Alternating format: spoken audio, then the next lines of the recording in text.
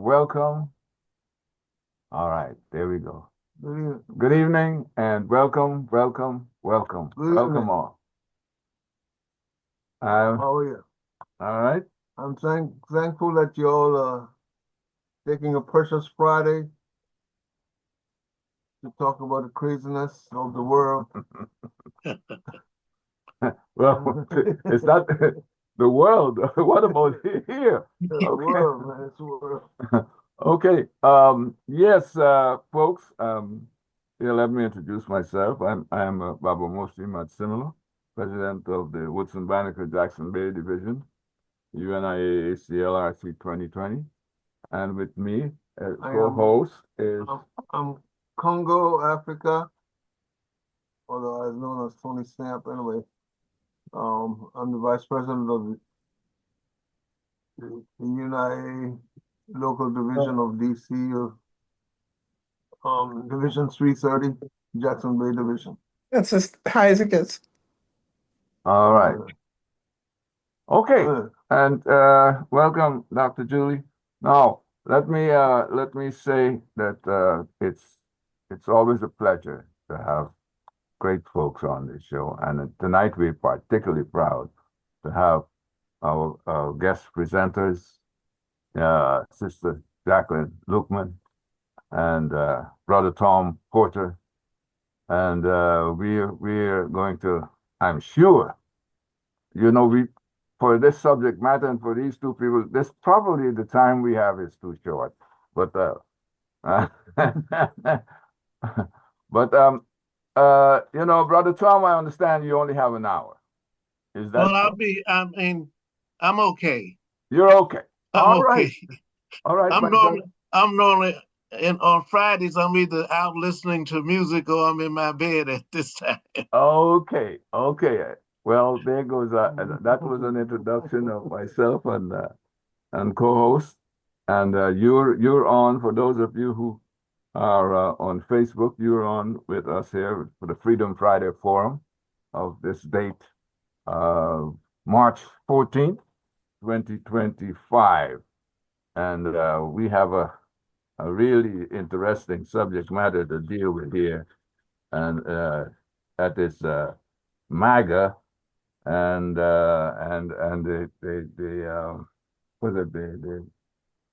what that means, as well as the Project 2025, and how is it or what is it to Africans here in America? So, but before I get into let me do the preliminaries that we do normally on Freedom Friday Forum. By starting with the official UNIA pledge to the flag, the red, black, and green flag. I commit my body, mind, and spirit to the protection, defense, and security of the red, black, and green. I dedicate my life to the redemption of Mother Africa and the liberation of her scattered black children. I accept for myself and my descendants the teachings of universal African nationalism, and I promise that our children will be instilled with the purpose and knowledge of themselves as African people, in order that the cause of our struggle will neither falter nor fail until all Black people are free and united through one God, one aim, one destiny. And for those who are new, and even if you're not new, for those who may not have an idea of what the UNIA-ACL is all about, let me read the preamble from the Constitution. The Universal Negro Improvement Association and African Communities League is a social-friendly, humanitarian, charitable, educational, institutional, constructive, and expansive society, and is founded by persons desiring to the utmost to work for the general uplift of the Negro/Black peoples of the world. And the members pledge themselves to do all in their power to conserve the rights of their noble race, and to respect the rights of all mankind, believing always in the brotherhood of man and the fatherhood of God. The motto of the organization is one God, one aim, one destiny. Therefore, let justice be done to all mankind, realizing that if the strong oppresses the weak, confusion and discontent will ever mark the path of man, but with love, faith, and charity towards all, the reign of peace and plenty will be heralded into the world, and the generations of man Back shall be behind the called mill. blessed. Give thanks. All right. So now that's our opening, and I'm going to make a slight introduction here. I know these people are well known to so many of us, but yet still, I have to let you know who we have here. And if I should ask for our presenters, if you think I'm missing anything that you would like to put forward here, you can add to what I've said. Okay. Um, First, let's introduce Dr. Tom Porter, who is, as I my notation here, legendary justice warrior, coming out student nonviolent coordinating committee, also WPFW commentator, and I think General manager. program director or I think both, right? If I'm not mistaken. War Wow. in the sense that he knows when to invade and not. Oh, that was not an invasion. Well, what can we call that? WPFW history, that is.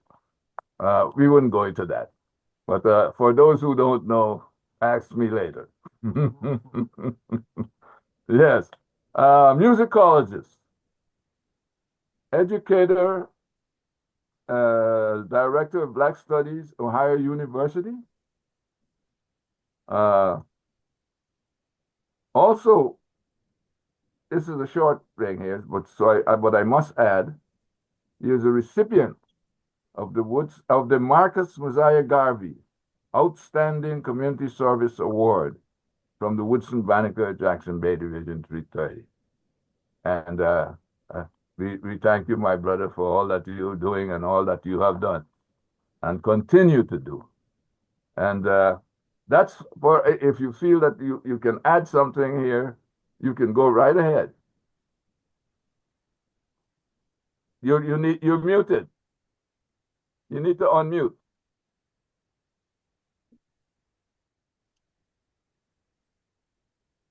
Still muted. Okay. No, that's good enough. Most of my life I just been doing what the Creator encouraged me to do and my parents brought me up to do.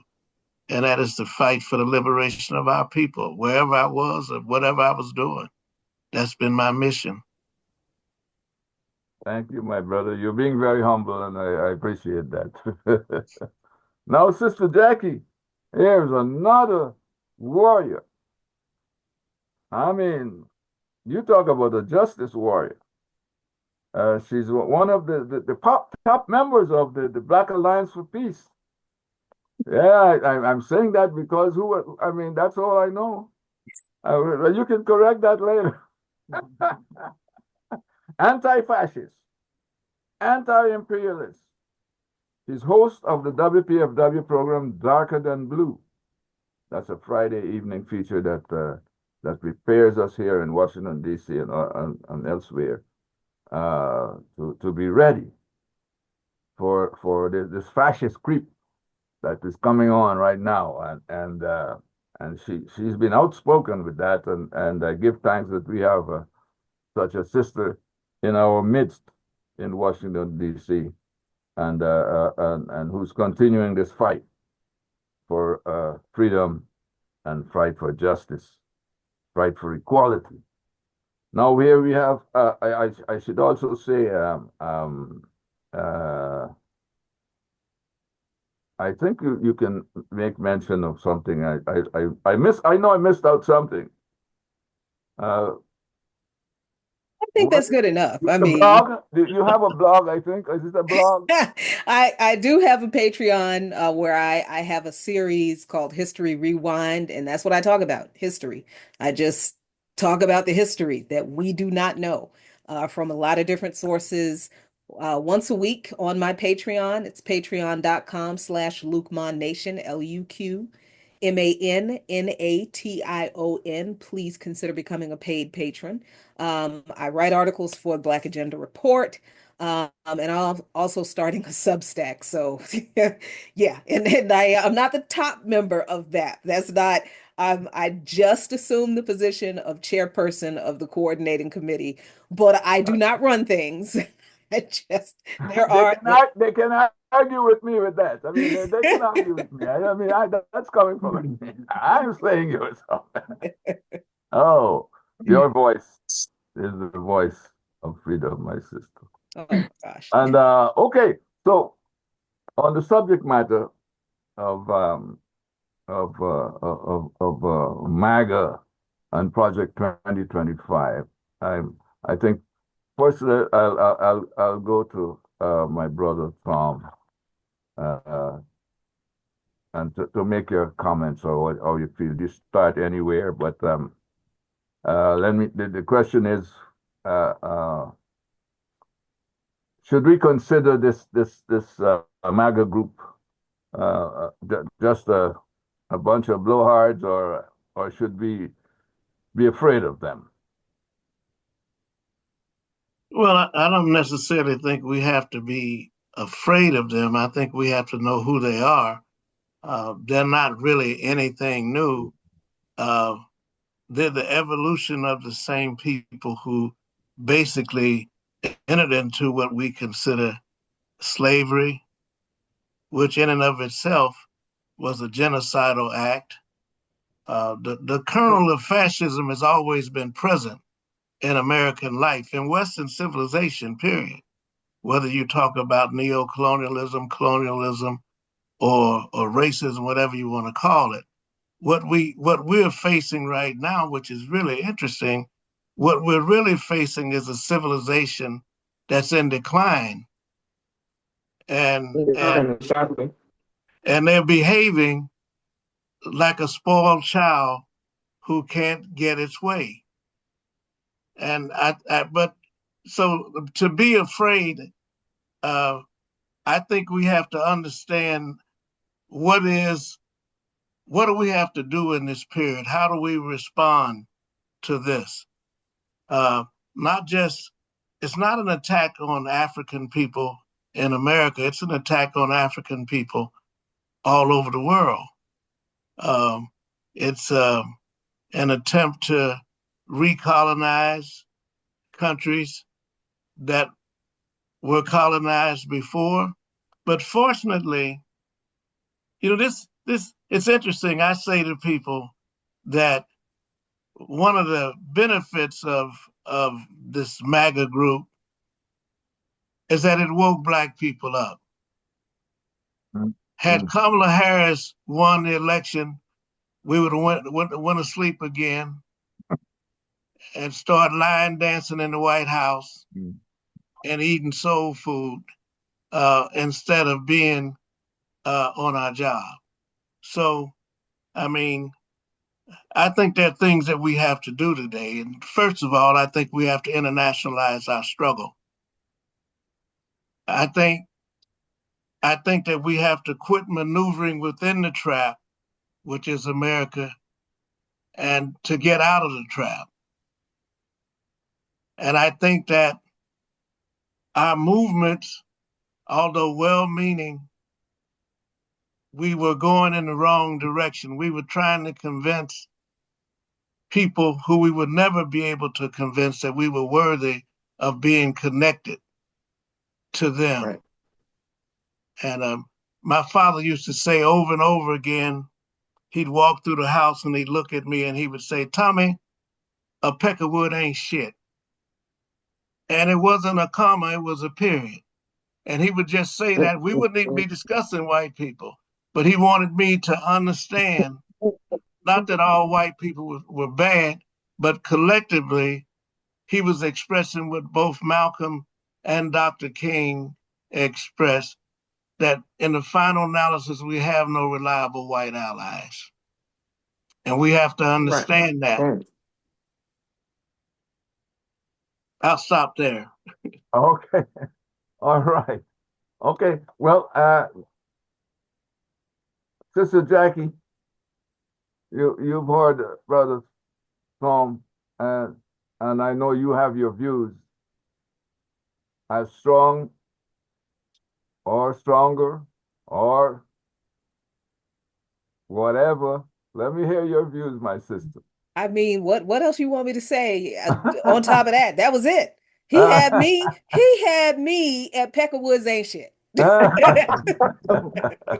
Because all my life growing up, I heard Mr. Bobo then took all the money. He didn't took Mr. Bobo done kept all the money in his pocket, and I didn't know who the hell Mr. Bobo was until I was about 23 years old, and I asked my uncle, "Who are you talking about?" And he said, "All this time you ain't figured out I'm talking about the white people." So I have been, this moment is very interesting because we just spent 15 months in the streets every single week, 2 or 3 times a week, sometimes 2 or 3 different demonstrations a day in response to this Biden-Harris facilitated genocide. And I, among so many other of my African Pan-African, anti-imperialist, anti-capitalist, anti-Zionist organizers, we're all looking at this like, what are people doing? When did Black people stop caring about genocide? Like that, last year was one of those moments for me where you look as an organizer, you look at the masses and how they respond to some societal something, and you realize just how much work we have to do.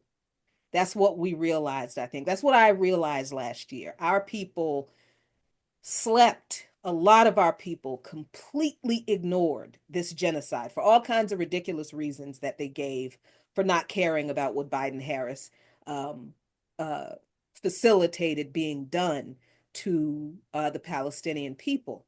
But interestingly, now that Trump is in office and Trump is doing literally the same thing that Biden was doing, only just taking a little step further, because that's what Trump is doing. He is taking what the Biden-Harris administration had already done in immigration, in this DOGE thing. That is not new. It's just an agency that Obama implemented that Musk changed the name of and used for his own purposes. The plan, the idea that he floated to move all of the people out of Gaza and move them somewhere else. Do you know that Joe Biden offered the same plan, the exact same plan to Netanyahu, but he did it in a closed door meeting that we weren't privy to. We didn't know he did it until Trump made the same offer publicly. Then journalists come out and tell us Biden made this same offer 3 months ago, 4 months ago, right? And if you didn't read the entire article from AP or Reuters or the Washington Post or the New York Times, you didn't get to the paragraph that told you Biden made that same offer. So we're watching the continuation of the result of media consolidation. This is why media consolidation was disastrous for American journalism and news and just basic American understanding of things. Because now we have a journalism, we have a media apparatus that is captured by literally 6 companies, and pretty soon it'll be 3 if 2 of them get their way because they want to buy the other ones, right? So they are all committed to some political party. They all donate to one or both of the political parties, and they have a specific narrative line that they expect these politicians to push for them, and the politicians in turn expect them to report on their policies in a certain way, which means they lie, right? So we're seeing that. We're seeing how deeply, deeply not misinformed, uninformed, dumbed down people are about the fascism and the authoritarianism from the Biden administration.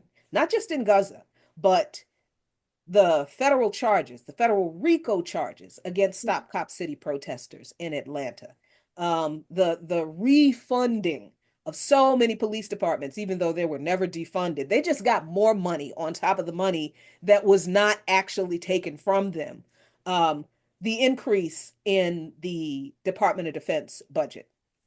Of course, the ending of the COVID era Medicaid expansion, SNAP expansion, benefits that did improve life for millions of people, especially poor children. They didn't fight to keep that. So there was all of this repression that we experienced in the streets as people rose up against various injustices during the Biden-Harris administration. And all of that was fascism and authoritarianism. It doesn't become a different thing just because the person who is doing it is represented by a donkey, by a blue donkey. It is still fascism and authoritarianism. But because of our deep indoctrination and our lack of understanding about American politics, about American foreign policy, the nature of capitalism, what it really is, and what imperialism really is, and what really happens around the rest of the world that we get told one thing about, but we find out later, like 20 years later, the US was behind it, right? And they financed a bunch of fascists to carry out a coup, and now the fascists are running free in the country and slaughtering people, exactly like what is happening in Syria right now, because of who? Not Trump, Biden-Harris. So our struggle has been to remind people and to teach people who clearly do not understand that the problem we are facing is not because Trump, the individual, is in office again. The problems we face exist because this is the way the system is designed to work, and both parties have facilitated this design and the way this system works to oppress us all. They just do it in different ways, right? Democrats are nicer about their repression. That's just true. They have better messaging. They will shape their message of repression and being tough on crime, supporting the cops, that kind of thing. That is all they do that, and then they tell you some nice story about we're doing this so we can train more police so that they have better relationships with you. This is better for your community. They know that the cops are not going to spend any money doing any kind of training that is going to change the way they interact with us, because they understand that's not the nature of the police. They know what the nature of these systems are in regard to us, the working class poor, particularly African oppressed. They want to keep us in that oppressed position. So they do the same things, but they use the right hashtags on social media. So, they'll charge 60 people with federal RICO charges and then use hashtag Black Lives Matter in a tweet. Or they'll paint Black Lives Matter on the street here in DC, like Muriel Bowser did, while she is using MPD to clear encampments, steal people's what little belongings they have left, throw them away, and push them on to another site instead of housing them, because there are about 10,000 empty housing units in this city that people can live in right now. So our struggle has been pointing out the authoritarianism and the fascism that has revealed itself, or that has been displayed in the Biden-Harris administration, in the Obama-Biden administration, and in the Clinton-Gore administration. We go all the way back to Carter, because we need to explain to our people, even though Brother El-Hajj Malik Al-Shabazz told us, if we keep voting for these people, we are being political chumps. So today, I don't know that a lot of our people can take us saying to them, y'all is some political chumps, just like Baba said. We have to deliver that with a little bit more compassion, I think, because we are very disconnected from our history, from our revolutionary history. I don't think a lot of a lot of people my age, because I don't see this with the younger generation, they ain't scared of nothing. And that's fantastic. But I'm 57. A lot of us who were able to get those good government jobs after the civil rights movement, moved ourselves into the middle class. We moved out of the hood, considered ourselves, we have made it. We have dropped the ball in transferring this radical revolutionary history knowledge and the ability to believe we can win. We didn't pass this on to these new generations of kids who are having to fight what we fought, and we just didn't tell them, hey, we've won these battles already. You don't have to try to convince these people of anything. Just fight, because we've won these battles. And I think that's kind of the situation we're in. I don't personally look at Donald Trump as uniquely evil. I don't think he's uniquely evil. I think he is the natural consequence of a system that is corrupt, because it was designed to be corrupt by corrupt people. And they didn't intend for this system to support people or to provide for people who were not landowning white men. It says so in the Constitution. And as much as people want to say, oh, it's been amended, blah, blah, blah, the actions of the state toward the people who were not originally included in the Constitution, that tells you the truth about what our relationship to this state is. And we ain't free. We ain't citizens. They are proving that to us in an accelerated way under Trump, but they've been showing us that the whole time. Yeah. Well, thank you for that. Now, let me I'll ask this question to Brother Tom, but it's really to both. What we're hearing right now, this hand wringing and blame calling, is that had Black people come out and voted according to their numbers as registered, we would have had Kamala Harris and not Trump, and things would have been better for us at this specific moment. Now, you have just mentioned, Jackie, I just mentioned about this disconnect that we have with history. Brother Tom, can I get your view on this? This disconnect with history that we seem to have. Well, you mentioned there is a connection with history, not just with our own history, but the history of this country. So what we are seeing, as I mentioned earlier, with Donald Trump is the evolution of something that was present in the very beginning in the founding of this country. That is the fascist idea. There was never a plan for the slaves except for them to be slaves. There was never a plan, well, at this point, we're going to free them. And so we have always been a problem in this society. One, because there was never a plan to include us in the society. At the same time, there was always within each generation, a generation that said, oh, hell no, we're not going to take this. The revolutionary idea was also there, because it's not natural and normal to accept slavery as a way of life. That is not a normal state. So now, had Kamala Harris, you mentioned, had we Black people voted for her, would it be different? Yes, but not qualitatively, because the same thing that Trump is now doing was in the wings to begin with. And Trump is the representative, and symbolic of where white America sees itself at this point. It is a country that is in tremendous debt. Even Elon Musk keeps saying over and over again, and people miss it, that if we don't do this, we'll go bankrupt, which is actually true. You can only print so much money and people believe that the money is worth something. That's where America is. That's why the BRIC countries are trying to find another way, another currency to trade in, because the dollar isn't worth anything. It's also a country that does not produce anything. It consumes but does not produce anything.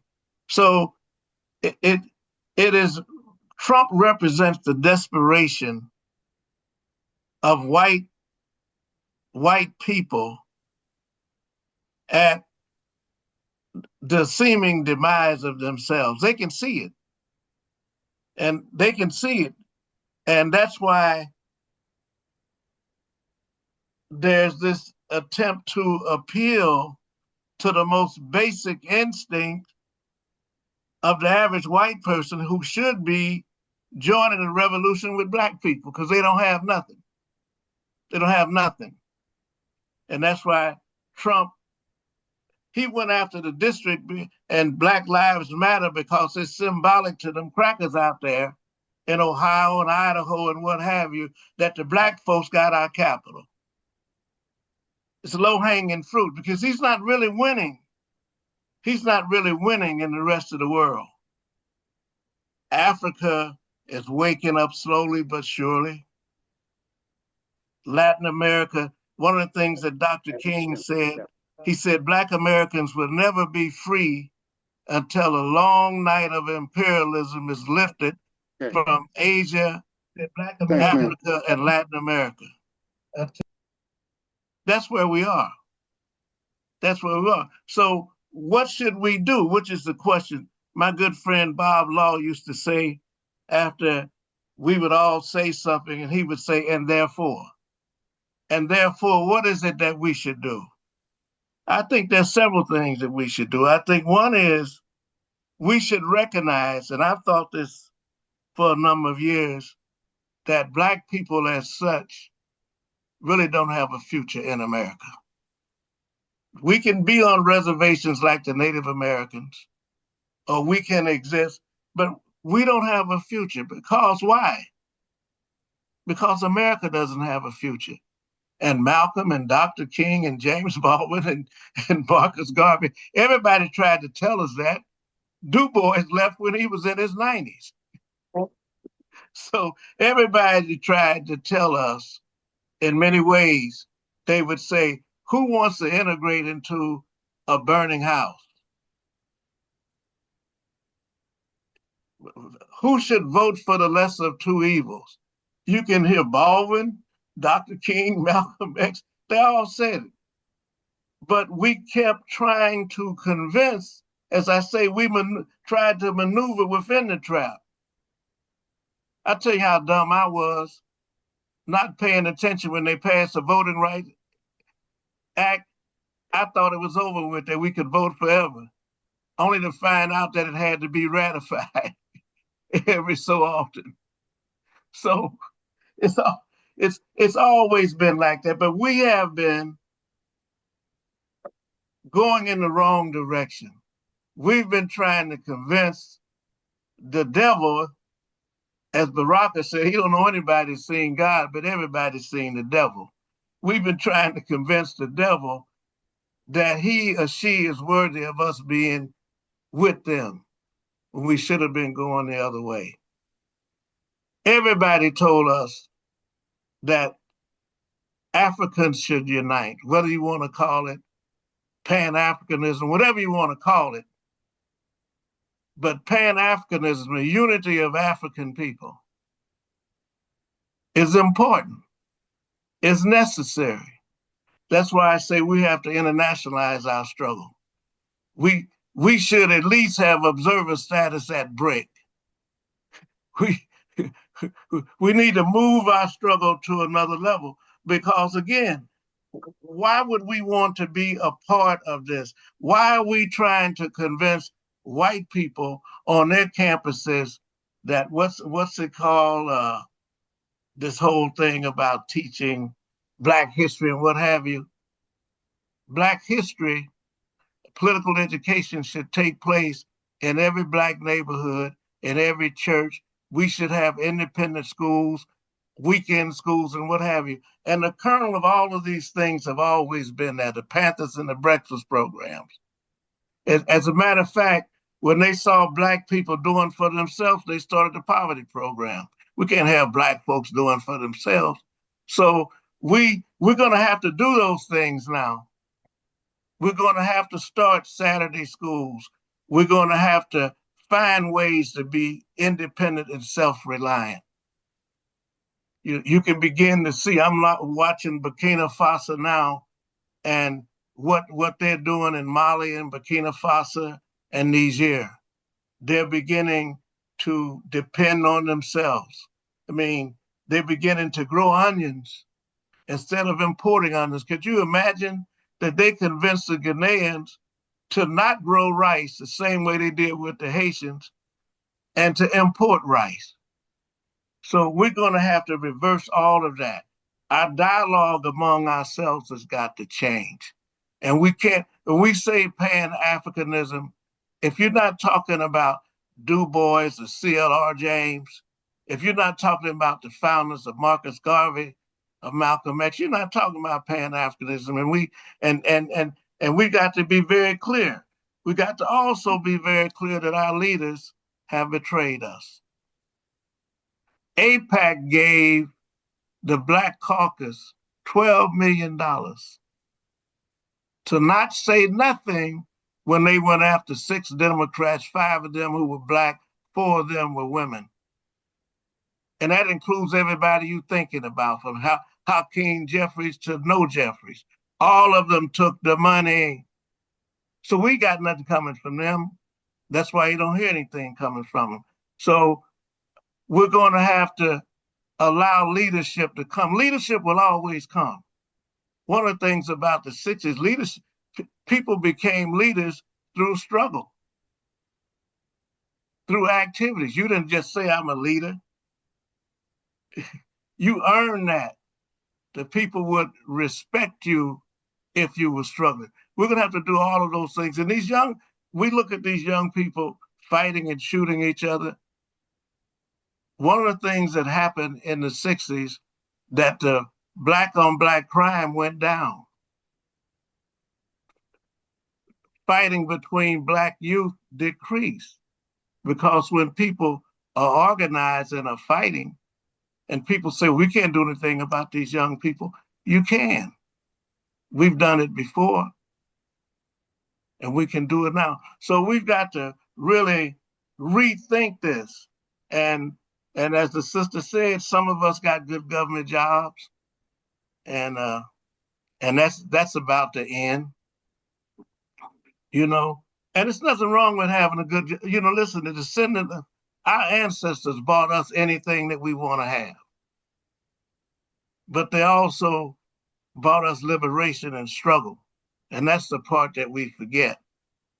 So I'm optimistic in what I see around the world. I'm not pessimistic about Donald Trump or about the Maga Republicans, because they represent the decline in America. They don't represent, America's not going forward. And neither is the West, quite frankly. They're not going forward. Economically, they're going backwards. So we don't need to join them. We need to get away from them. And we also need to understand what Kamala Harris represented, what Barack Obama represented. And those of us who study scientific socialism, there is something that's called a negation of the negation. It's a plus and a minus makes a minus, but a negation of the negation is an affirmation as a plus. Barack Obama's role was to negate the history that had gone on before, specifically that history as represented what Jesse Jackson did in 1984. He was number 3 of all of the candidates and should have gotten a seat at the table.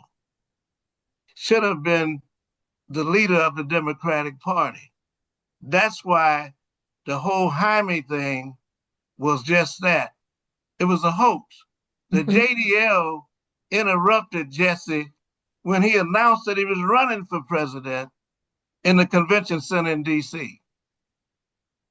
The Jewish Defense League interrupted him. And in the early days of that campaign in '84, Florence Tate and myself and Jesse were the three people who traveled around the country.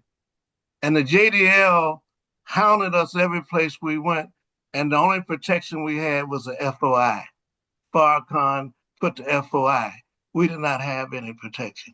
So the whole Jaime thing was to basically derail Jesse, because the worst thing you can be called in America is an anti-Semite. That's the worst thing you can be called by the greatest anti-Semites in the world. And they use that. So Obama's job was to come along and to negate the motion that had gone on before. Collectively, the motion that was represented by Malcolm and Dr. King and SNCC and the Panthers and RAM and all of the collective efforts of Black people. The civil rights movement was just not about SNCC and CORE, SCLC. It was a movement of Black people. It was a movement of Black people. And these were organizations that were pivotal. And so Obama, I sat in Denver in the convention when he got the nomination, and I wrote on a piece of paper I had, I said, this is a cross between a Billy Graham revival and an Amway convention. It was a pure hoax, a pure hoax, a pure hoax. They taught him how to walk. They taught him how to dress. They really taught him how to be Black as best they could. So that is the evolution of our leadership. So we got nothing coming from them. But there are leaders that are being born every day.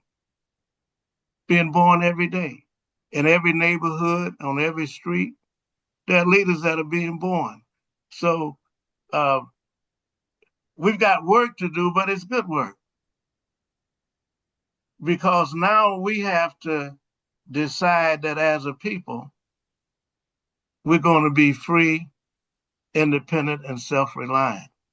That's where I think we are. And I think we have to do that in every way. You know, somebody talking to me this evening about hearing me introduce Baraka in 1967.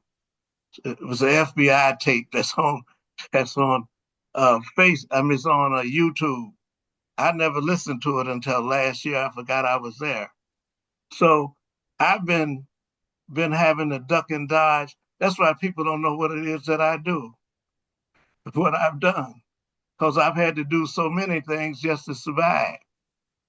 Whether it was Dean of Black Studies, or as I do now, I sell vinyl records. I just got a letter from the IRS that said that I didn't report $200,000 on my taxes, which I did. The $200,000 was in it. I fought Wells Fargo for 13 years and finally won, and that was part of the settlement. It all went to the lawyers. They sent me a letter saying that I did not report it when I did. I filed it, itemized it. And then they said that even though my wife and I filed separately, that the fact that we lived together, that 80% of my Social Security was taxable, which is interesting for political and economic reasons. My wife and I haven't lived in the same house since 2002. But we talk to each other every day. We see each other on apartment occasions. We have kids and grandkids together. But so that never stopped with me.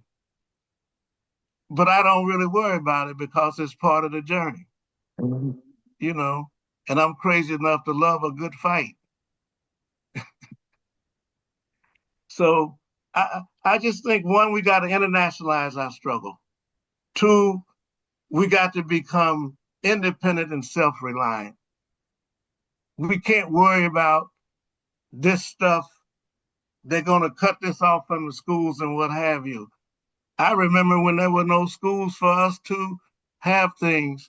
I learned how to read with a lady who was a daycare person. When I was born in Alabama. When I spent my summers in Alabama, I grew up in Ohio.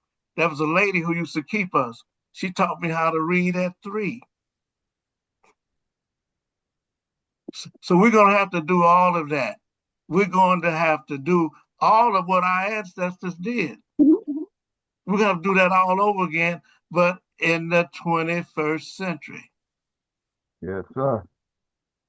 That was one of the questions I was going to ask was about those who represent us. You mentioned some things there that that I probably don't need to ask that question anymore. They represent us, but how? I mean,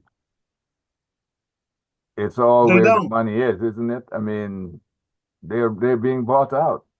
We've got more people in Congress, we've got more senators, and we're still marking time as a people. Are we getting anywhere? But so and like you said, we have to be self-reliant. Now, the question is our people understanding what you're saying by what the politicians or other people are telling them right now? I mean, do you get a sense that people are getting that message that they need to go in a certain direction? We need to be together. Unity is the purpose, and the only way we can get out of this malaise is to unify economically, maybe I mean, politically yes. as well. I'm amazed at the meetings that are taking place, even among middle class Black. There was around Kamala Harris, there was this group of Black women, thousands of them across the country. Even though she did not get elected, they have morphed into having discussions about the situation. I mean, the level of discussion, just like we are today, this discussion on many different levels is going on across the country. Now, the discussion is going on, but as a person who believes in scientific socialism, I believe in democracy with direction. And so we have to give direction, but it is it is very, very clear that this is an attack, among other things, on working people, but it's specifically an attack on African people. It is very, very clear that if you listen to the nuances, it is very, very clear. And most Black people, whether they're middle class, low class, or upper class, understand that. Now, what they decide to do about it, if they decide to keep pushing to get in on this stuff, if they decide to stay with the Democratic Party. But I think our loyalty to the Democratic Party is over with. Only because they haven't done anything. They haven't. Mr. Jackie? They haven't done anything. Mr. Jackie, you want to follow up on that? I mean, clearly this man is related to me in some way. So you and I are gonna have to have a conversation later on about who your people is, because it's like you're in my head. Um, Well, I've listened to you a lot. Jared Ball is my godson. oh, really? Jared Ball and Jamil Ball are my godsons. Oh yeah, I need all the dirt. We are talking later. I need all that dirt, all the tea. Thank you. Leonard Ball, Jared's father, and Jamil's father. We were in corps and then SNCC together. Oh wow. He was the first Black man that I knew who carried his gun every day. It sounds like my uncle. He's still walking around Oh, with his pistol. Like, oh, and now he's like, see, told you, you need to stay strapped because you don't know when they gonna roll up. I mean, listen, it is. I think there are a lot of things that we need to learn really quickly.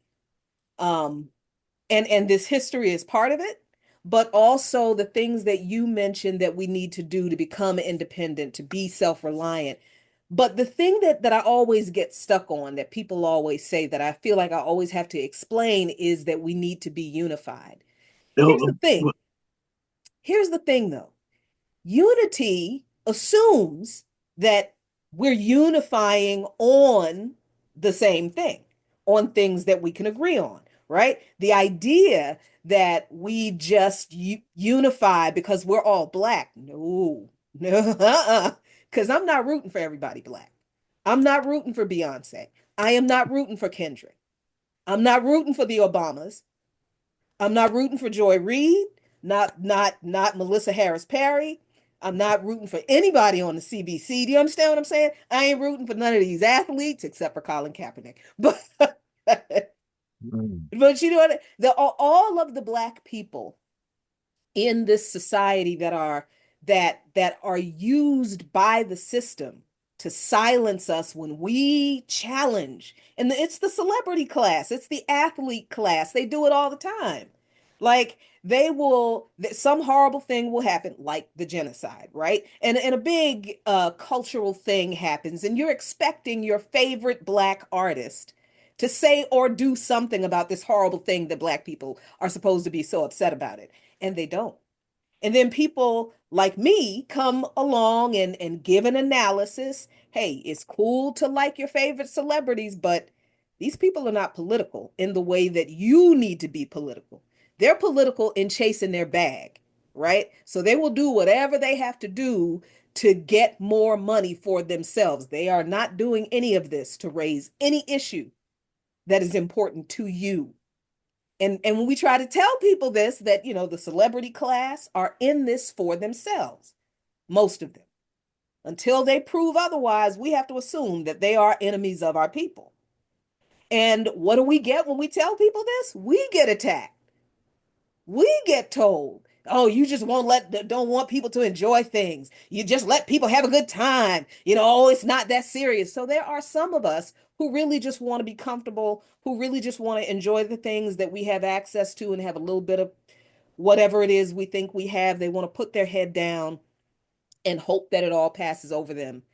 And 4 years later, they can do exactly what you said, to go back and vote for Democrats.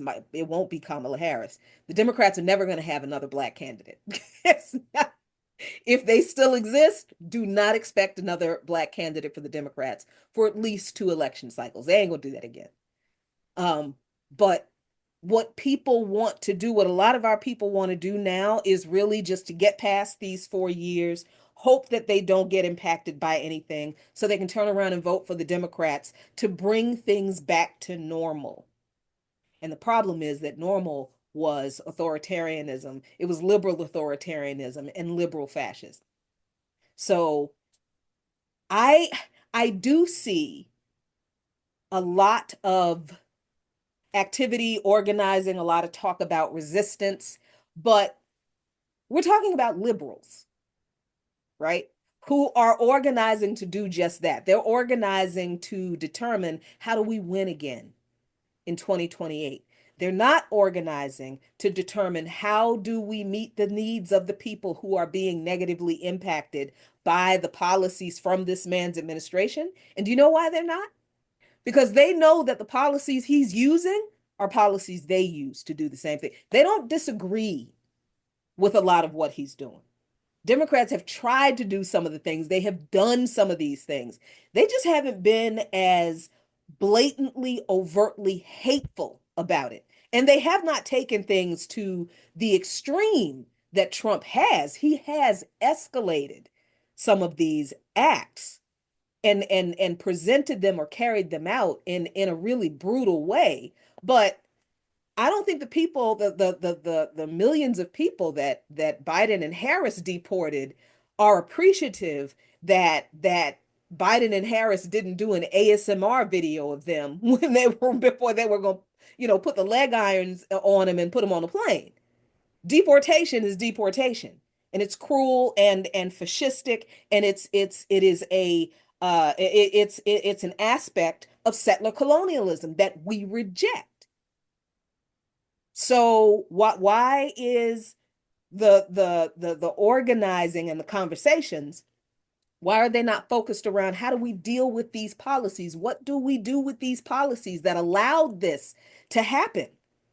Because if the laws were so inspired by God or whatever these crazy people believe, whatever they believe about the Constitution, if they were really valid, if they were really the foundation of this democracy, how could so many people allow them to be violated?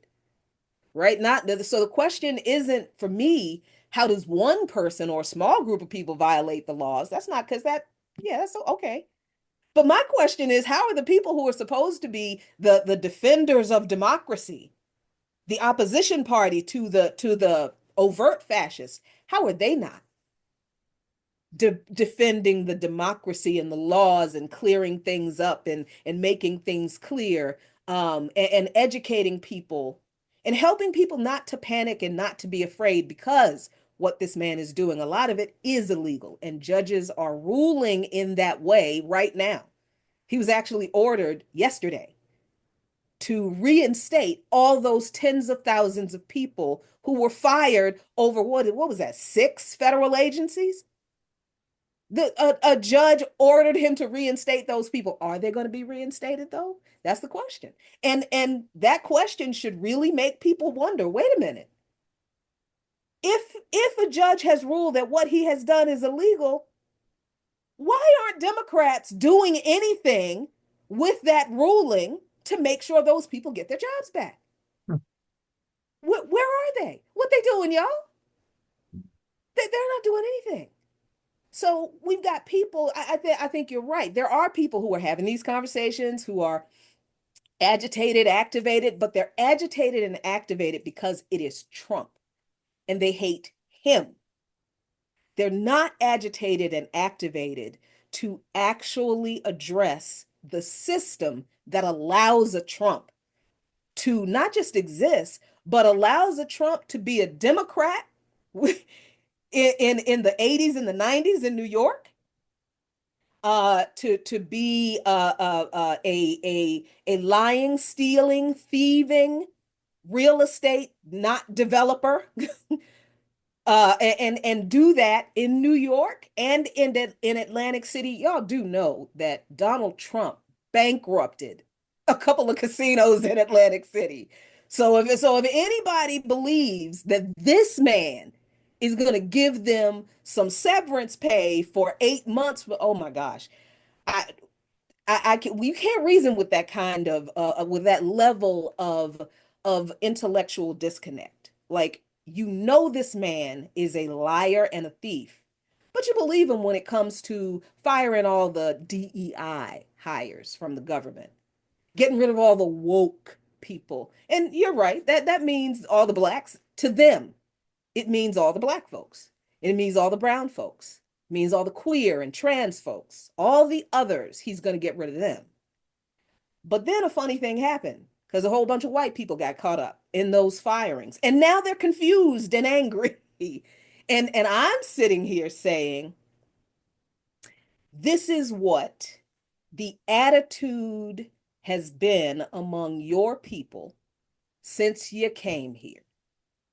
The way this man is acting, as if he is above the law, he is a law unto himself. No one can tell him what to do. And when he is told you can't do that, he just keeps doing it anyway. Is that not how they came over here and did what they did to the indigenous people, knowing doggone well that massacres and genocide is evil and wrong and against their alleged religion?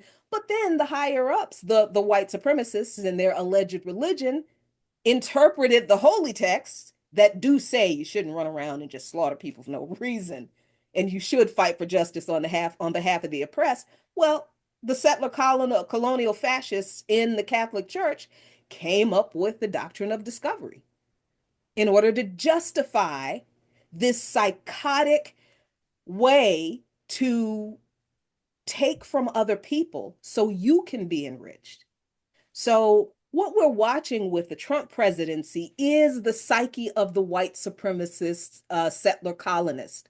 People are always wondering, why, how can they do what they do? Don't they know this is wrong? And they're trying to reason with these people. You can't reason with sociopathy.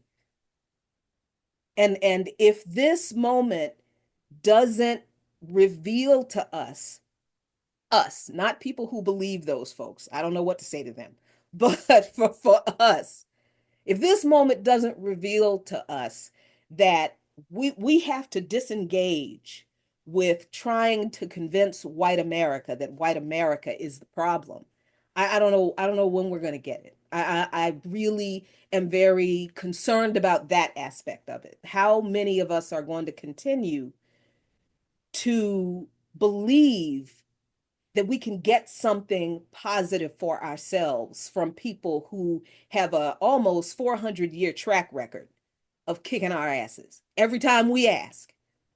No matter how we ask, their response is to kick our asses. So I think for me, this moment absolutely is about elevating the international connections. That's what BAP does. It's what we do. It's why we have the campaigns we do. The North-South Project for Human Rights is involved and connected to the Zone of Peace Project in the Americas.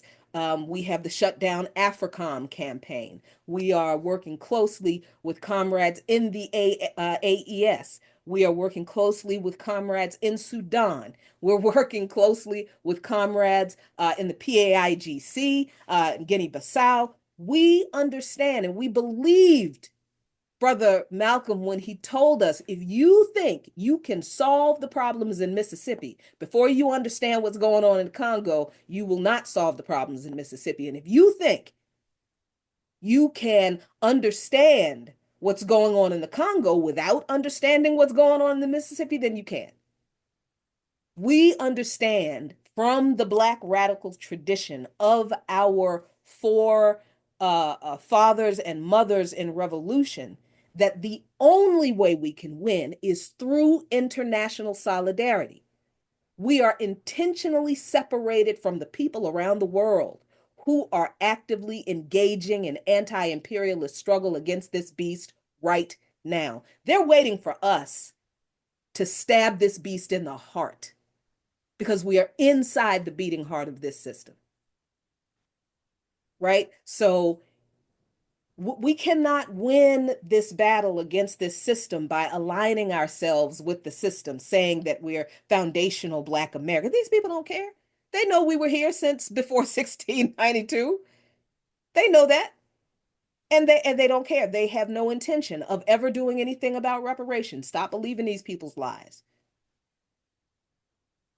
We are not going to get freedom and liberation voluntarily. They're not going to voluntarily give us our liberation. No oppressor has ever. What did Sister Asata tell us? No one, no people at any time has ever won their liberation by appealing to their oppressors. Please stop oppressing me. What when they're making money off our oppression, why would they say yes?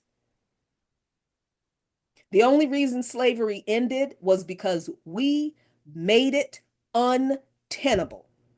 Not because Abraham Lincoln did anything, not because anybody else did anything, because our ancestors made slavery too damn troublesome for the slaveholders to maintain. We need to be troublesome again. That's what I think we need to do. And we need to be troublesome with our brothers and sisters around the world who are also being troublesome in their own way. And then we will win. I know we will win. You cannot do this work if you do not believe that you can win. Yeah. All right. Well, listen, we've, the two of you have given us a lot to chew. And I'm going to ask people in the audience who are on with us right now or on Facebook if they can send out those questions. So ask any questions they have at this moment, or to comment on what they've heard so far.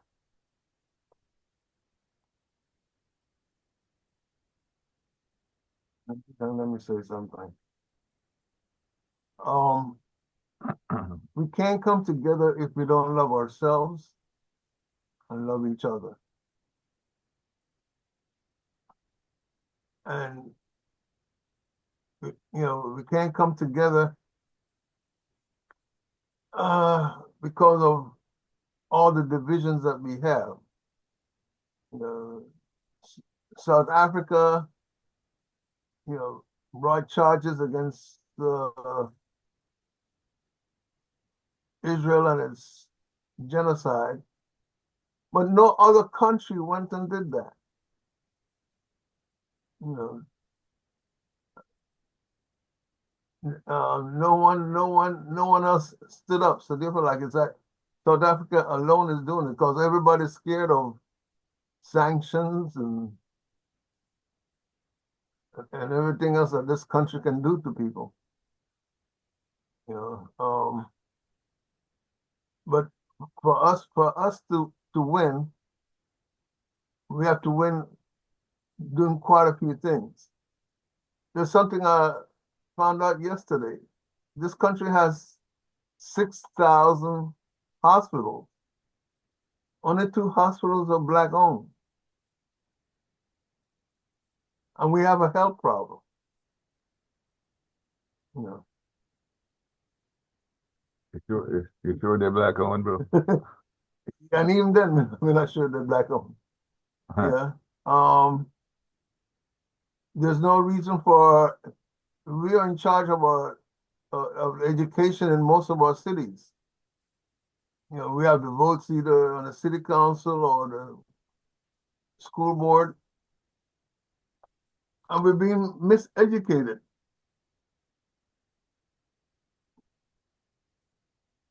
Those things we have to work on those things. And we're still being told lies. And sometimes we believe the lies. And that's the reason why this guy could get elected. I mean, the most unqualified person, convicted felon,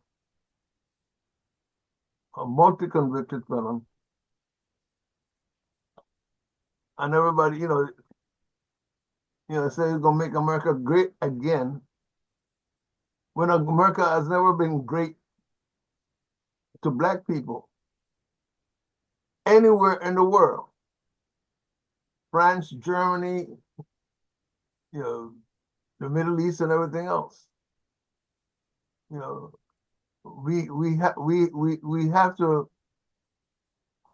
have to again love ourselves and love each other, and work towards the unity that you all are talking about. Yeah, I'd like to say a couple of things. Yes, sir. One is to understand that everything that they were doing to us prior to our struggle in the 60s was legal. So if we weren't willing to break the law, we wouldn't have what limited freedoms that we have. So it's very, very important to understand that. And that everything that they're doing is illegal. But they've coined a new phrase. They say that we're in a post-constitutional period, that the Constitution doesn't mean anything. The guy the Project 25 guy said, we're in a in case y'all gonna bring up the Constitution or the Declaration of Independence, we're in a new period. That shit don't matter no more. And it didn't matter to us anyhow, because we didn't have a seat at the table. At the same time, they were, so whenever I hear Negroes talking about the law and we gotta go to court, I beat Wells Fargo. I can't tell you how I beat him, but I beat him. But it wasn't because the law was on my side or the judges and what have you was on my side, I'll tell you that. I just got lucky you know, but we got to realize that it is illegal for you. It is illegal for us to do this, what we're doing right now. It is illegal. It is illegal. So if we aren't willing to break the law, but the other thing, the contradiction that I see emerging, Jackie, you mentioned 4 years. It's not going to last 4 years. It's not going to last 4 years because Elon Musk and Bezos and all these guys, they're new capitalists. Mm-hmm. They're new capitalists. They are not the capitalists of old. And they are beginning to speak up, not because they're concerned about fascism. He is messing with the money. Come on, speak on it. Yep. He's Mm-hmm. messing with the money. Mm-hmm. And that's why he's moonwalking every day. He is messing with the money. And what that's going to lead to, what do you think the Proud Boys are thinking now that they see everybody getting money and some of them been in jail? They're going to want some money. They already had one who went down to the congressional cafeteria and they had to tell him that he couldn't eat in there. I'm telling you, the war that more Americans were killed in was not World War II, was not Korea, was not Vietnam. You know the war that killed more Americans? The Civil War, when they fought each other. And we're going to begin to see fractures. It's already happening. Even within the White House, Elon Musk and Mario, whatever his name, got in a shouting match with each other. Elon Musk said that Mario was not doing enough. Oh, Marco Rubio. Yeah. Marco Rubio I said have he my wasn't doing enough. He wasn't firing enough people. He was taking too long. In I have some Mama way, Nikichi. She had her hand up, Mama Nikichi. Okay, first of all, thank you so very much for this very riveting and invigorating and phenomenal and truthful discussion. I really appreciate all these gems of wisdom. On one of the last notes, Brother Tom, just before you start talking about Musk and also Sister Jackie, that you were talking about in terms of resistance and legalities and illegalities, et cetera, et cetera. I don't know. The thing that kind of struck in my mind is that one reason I think that people have, Black folk, our folk, in these days have not been as uh, out there front in terms of resistance is that we have shown, unfortunately, that we don't support our people once they commit actions that the US government claims are illegal and are put in prison.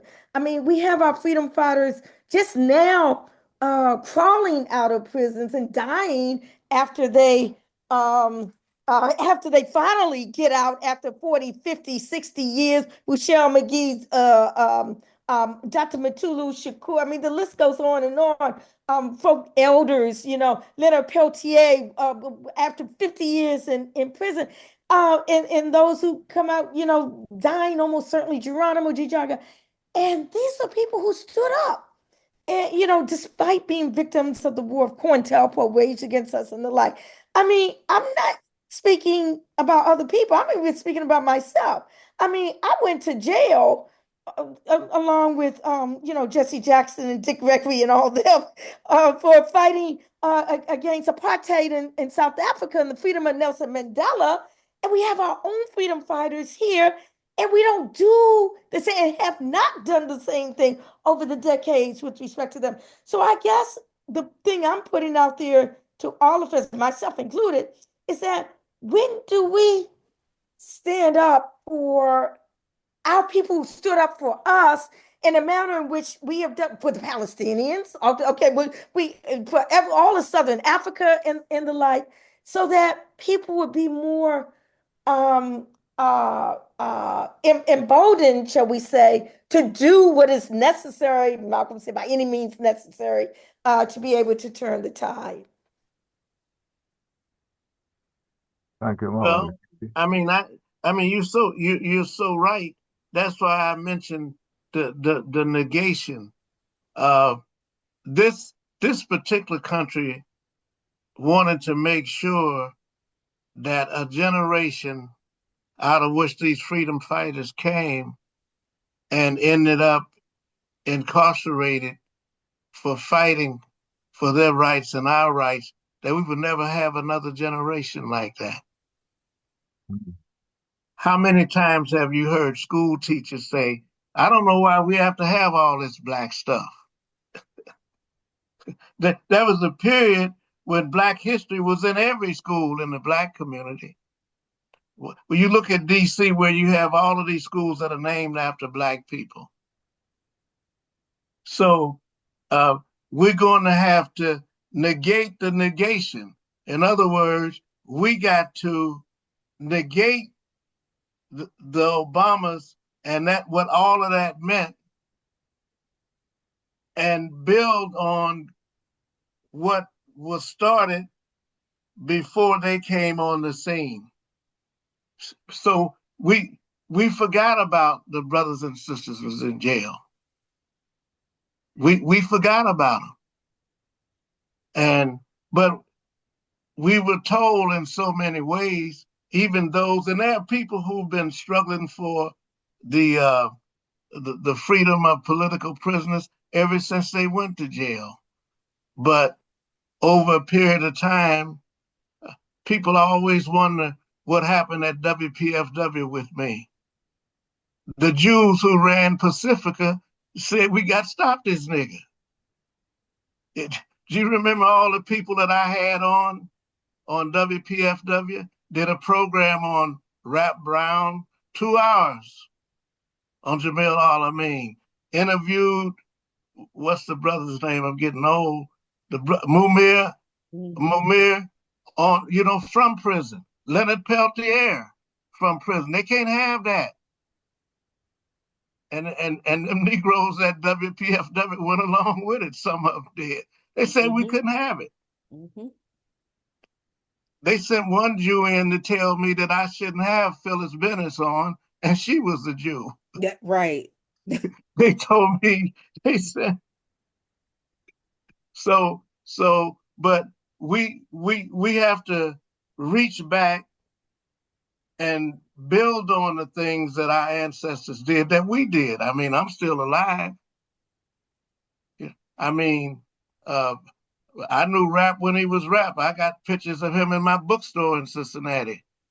Stokely Carmichael when he was Stokely in my house in Cincinnati.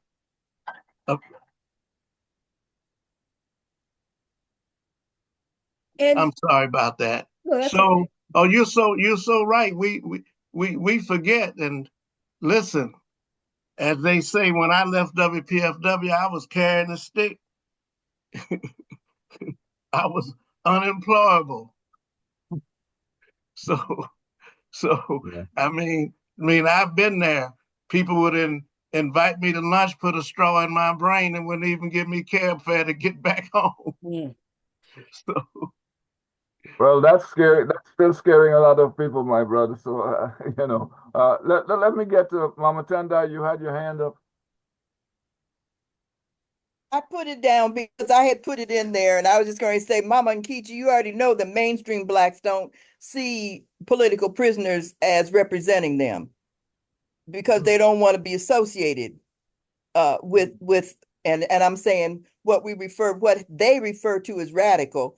What the sisters radical black, I think I don't call it radical. That's where we should be, okay, as a people. But there's only a few of us who are being to do that. And I was just putting in here, but I remember Queen Mother Moore once told me, Mama, being a Pan-African woman is one of the loneliest places to be in life because you're going to be by yourself.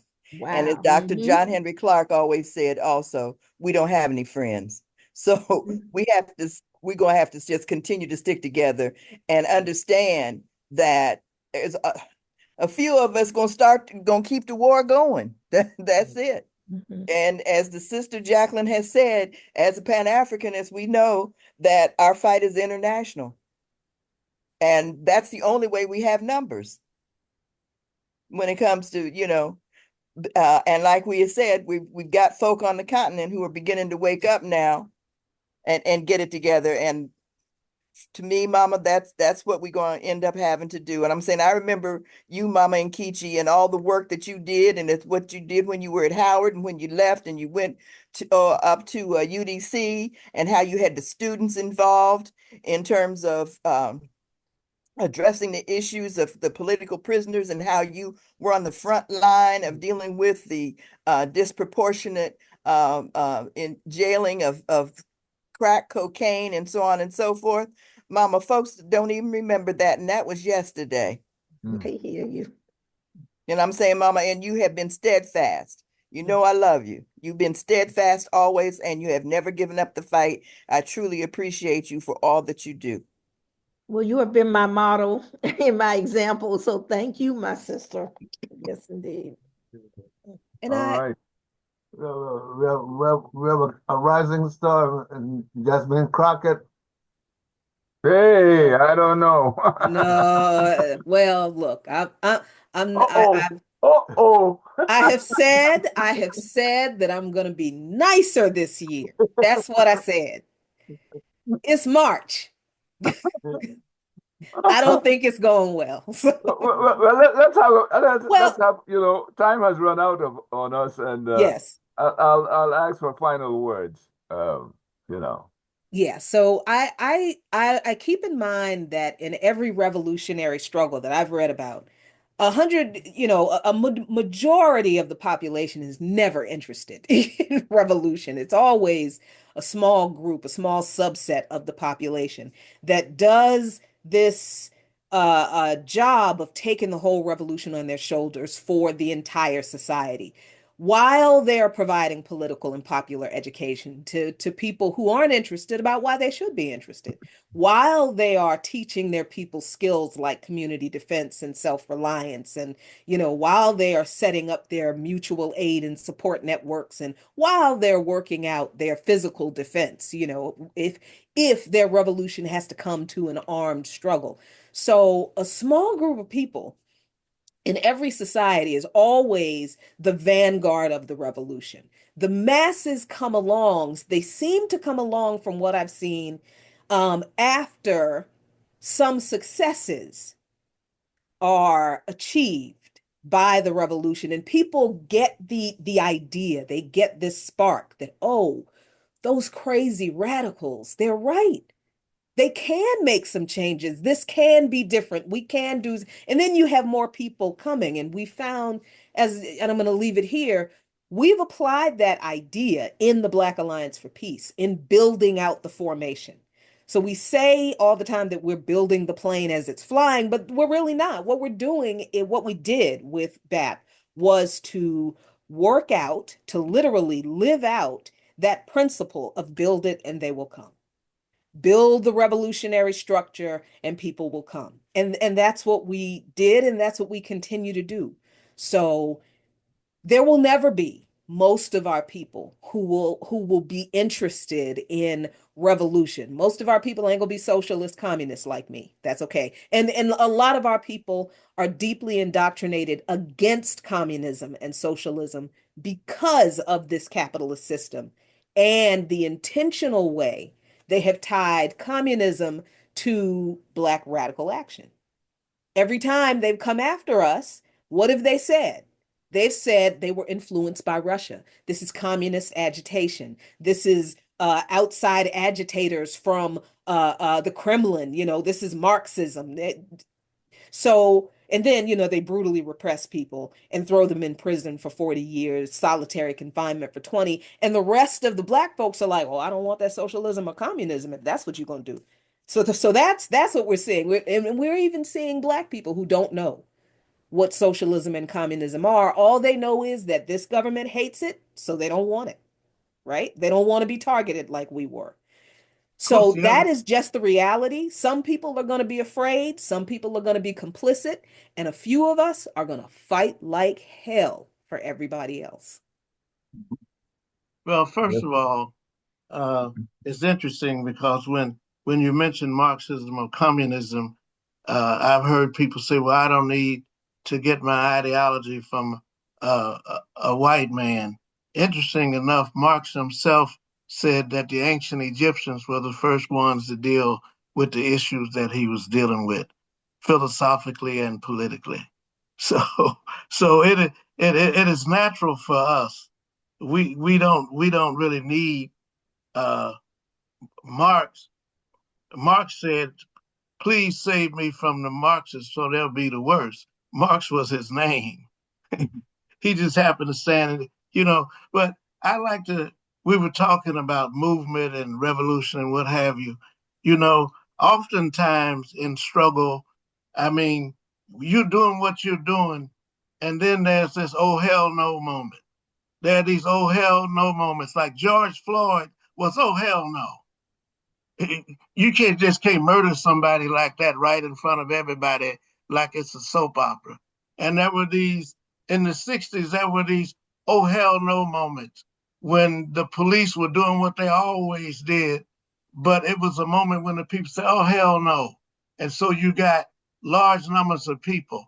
And we have to know how to recognize these oh hell no moments and take advantage of them and build on them. And believe me, they're happening now as people begin to lose their jobs and getting together and discussing what they'll do.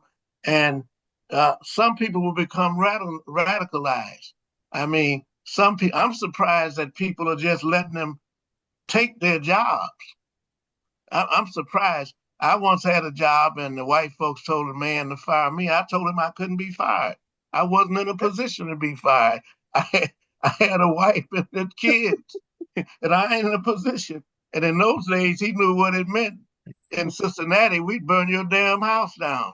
We might not be able to get to them white people, but we can get, you have to say, I'm not in a position to be fired, but I'm surprised.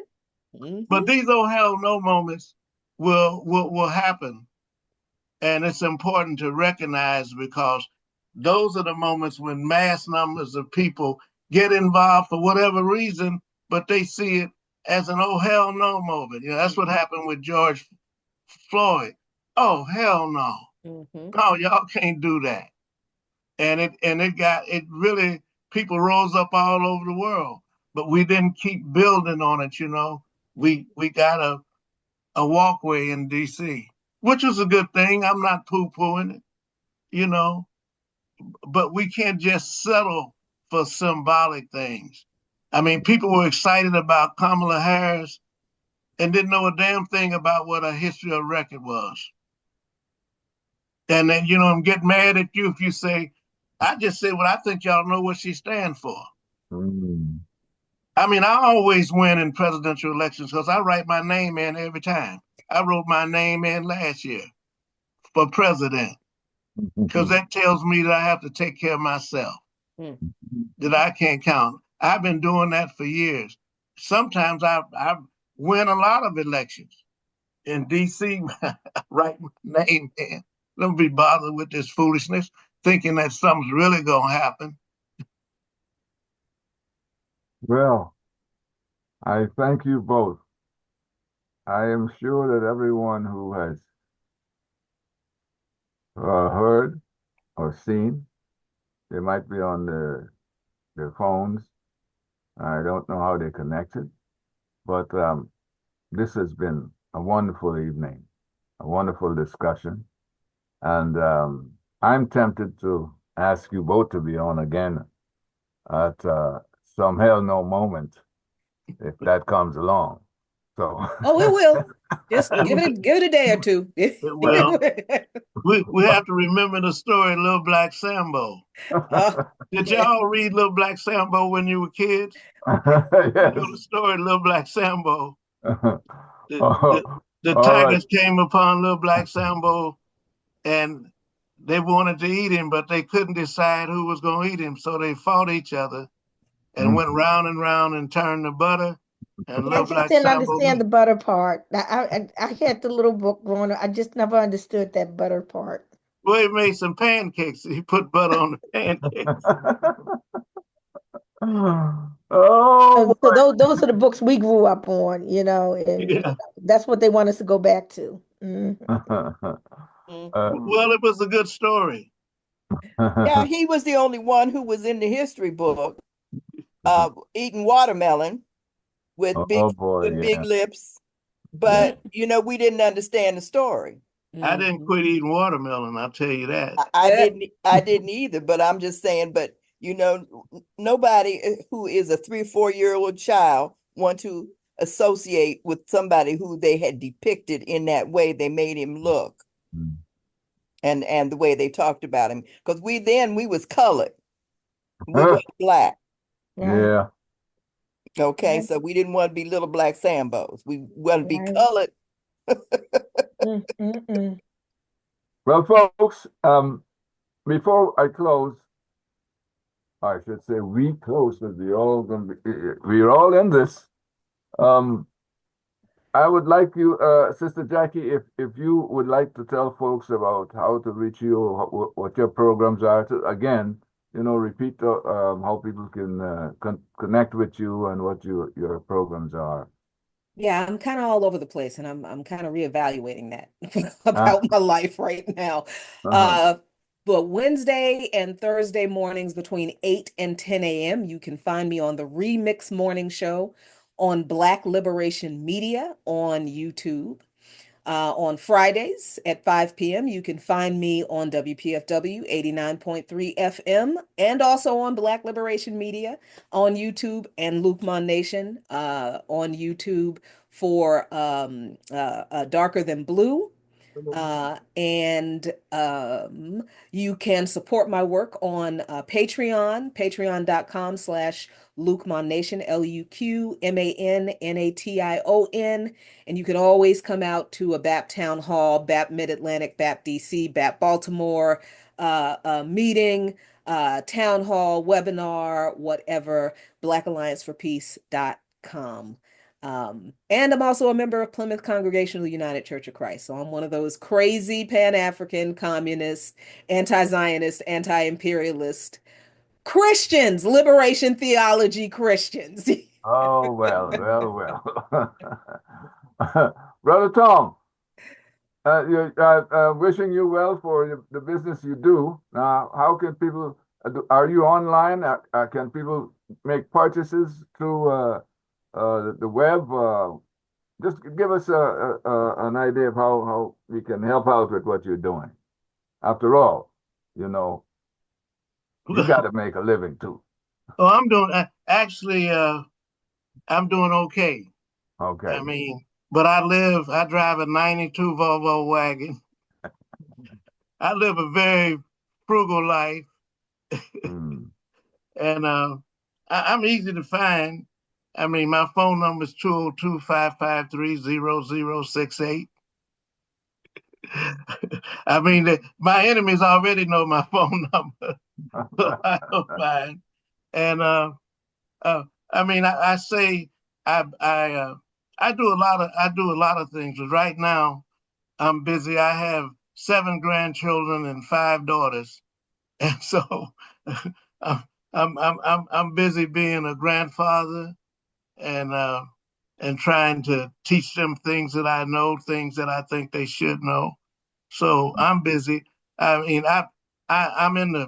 I used to be in the vinyl business. I've had two stores, one bookstore in Ohio and a record store, and but uh, I'm not really into it now. I'm trying to get rid of records. Mm.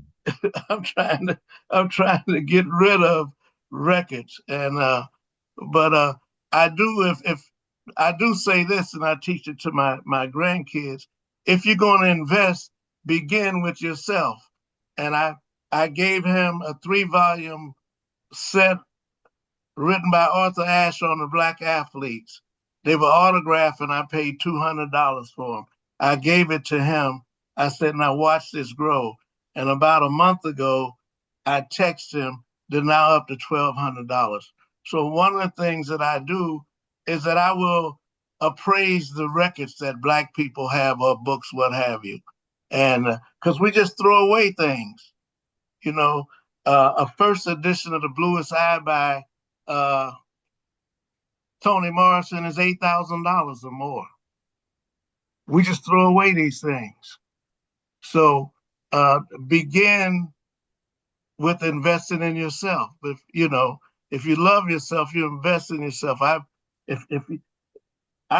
live in a nice house. It's a big house. It's an old house in the hood, but I got a library in every room. Because when I was coming along, Black books were hard to find. So I became a collector of Black books. I read them and I collect them, but they're also worth a lot of money. So, I mean, I just think it's important to begin with investing in ourselves. We'd be surprised what we come up with. Back. You got anything? No. Okay, well, thank you very much. And we'll bring this to a close. And look out, I'll be coming back for you guys. Thank This you is for something else. Don't threaten me with a Thank good you, time. Papa. Yeah, Thank you been a for great inviting Friday. me. A great Freedom Friday. It's been a great Freedom Friday this Friday. And until we meet again, we usually close with our UNIA motto. It's one God, one aim, one destiny, one Africa. So thank you very much for being here with us. All right. Thank you. Give thanks. Peace, Africans. peace Good and night. love. All right. Amanikichi, Yes, peace give and thanks. love. Thank you for this. Very, very informative. Thank you. All right. Thank you, Mama Tendai, Baba Z.